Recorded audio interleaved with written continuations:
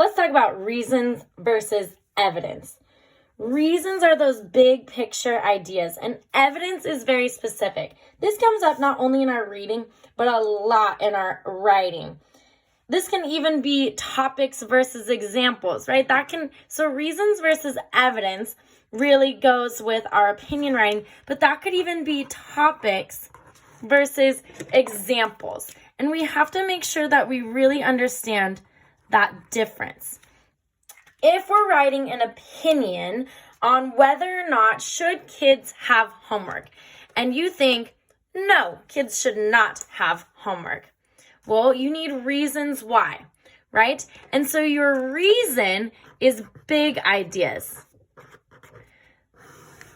Your reason is going to encompass and include all of those pieces of evidence. Your reason for why we shouldn't have homework is because there's not enough time.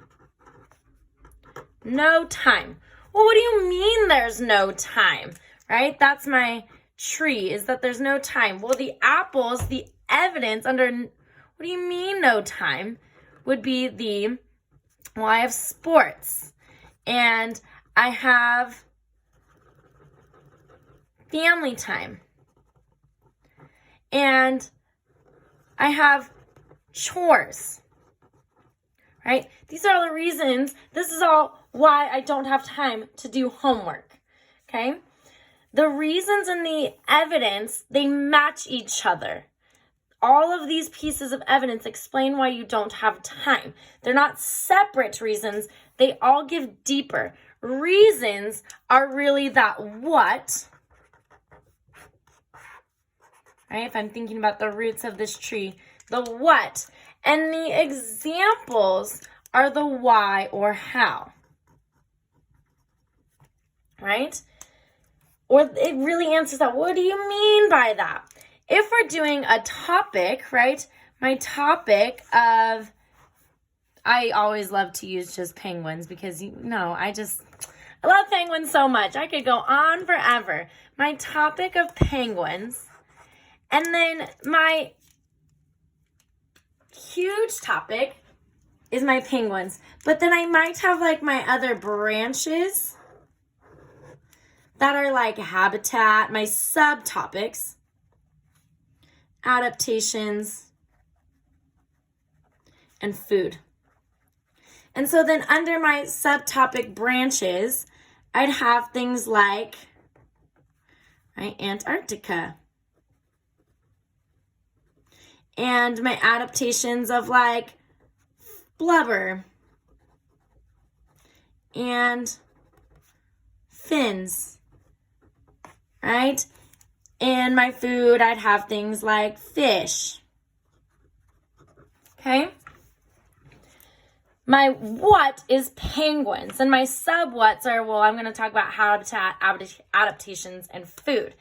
But then my examples of, what do you mean by food? Well, I mean fish, I mean krill, I mean, that. Well, what do you mean by adaptations? I'm explaining what I mean. Our evidence explains our reasons or our topics. These need to explain that. Now, it is not just repeating yourself. When I said over here, the reason I shouldn't do homework is because I don't have time, I didn't just say, I just don't have time in the day. The day is too short. I'm not just repeating myself saying no time, no time, no time. My reasons are real big ideas, the big tree. My evidence are all specific to that. Reasons, evidence, topic, examples, right? You're going from big ideas to small ideas, all right? This is just a quick recap on the difference between reasons and evidence. They still have to go together, but we're narrowing it down from bigger ideas to smaller ideas. Like my penguins over here. My huge idea is penguins. Then I have habitat, food, and adaptations. And then in habitat, I have Antarctica, the ice, water where they spend a lot of their off season. Then in adaptations, we have blubber, fins. Some of them have claws, some have webbed feet, depending on what type of penguin they are, right? So we go from big ideas to narrowing it down. That will happen sometimes even in our opinions as well, right? That we have our big, huge opinion of no, we shouldn't have homework. Then we have no time, too hard, need more help than I have at home. And then you have your evidence of what you mean by no time. All right? Keep working on that and making sure that you are not repeating yourself, but also that things match and you're going from big idea to small pieces of specifics for that, like your tree and the fruit that grows on the tree. You wouldn't suddenly find an orange on an apple tree, right? But you would have different apples on that one tree. All right? Keep on working on it.